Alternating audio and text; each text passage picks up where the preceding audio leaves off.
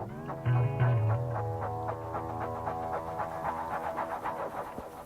BookTube, I'm here with a lot of questions, and the main question is, what are the responsibilities of someone who reviews books? I want to talk about book reviewers.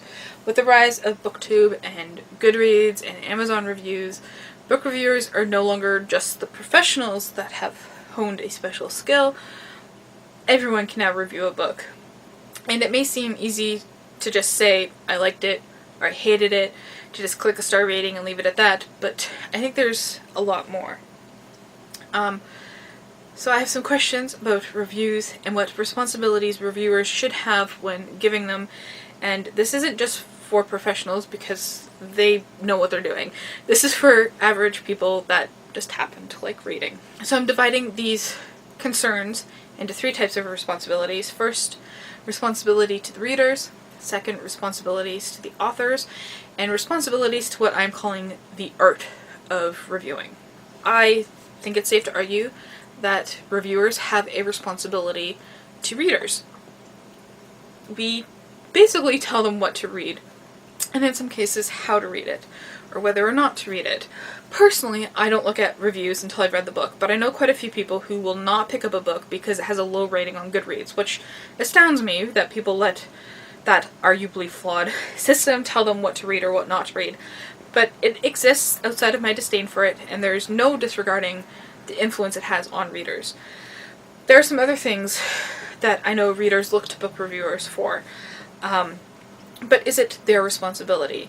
For example, should reviewers provide trigger warnings for readers? Or should readers shoulder the responsibility for researching that themselves? Or should reviewers incorporate spoilers and warn you about them? What do you think? Another responsibility that reviewers could arguably have is the responsibility to authors. Reviews help sell books. Even just looking at how search engines work, if you review a book, it increases its chance of coming up in searches and being bought by new readers. And arguably, favorable reviews do a better job of that, right? But what about bad reviews? Should reviewers even give bad reviews? I've seen a lot of arguments on both sides, and I do have my opinions about that, but I want to know what you think about it. Do bad reviews actually help authors in becoming better writers, or do they just hurt feelings and hurt sales? And what about when a reviewer is paid by a publisher or an author to review the book? Do they then have an extra responsibility or an obligation to give it a positive review, or can they still criticize it negatively? What do you think? Lastly is the responsibility to the art of the review. Let me be upfront here. I am no longer an active participant on Goodreads because of how inane and, to be frank, frustratingly dumb a lot of the reviews I found to be.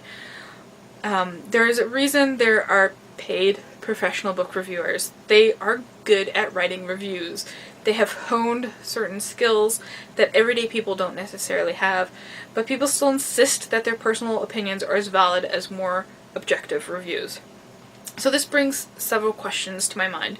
Should a book reviewer give emphasis to emotional reactions to books that preclude critical reactions? How much of a review should be a summary of the book? Is the review a good review? Not in that it is giving the book a positive review, but is it good in and of itself? Is it well written? And does it have merits? If you follow me on social media and have watched me for a while, you probably know some of my opinions and personal answers to these questions.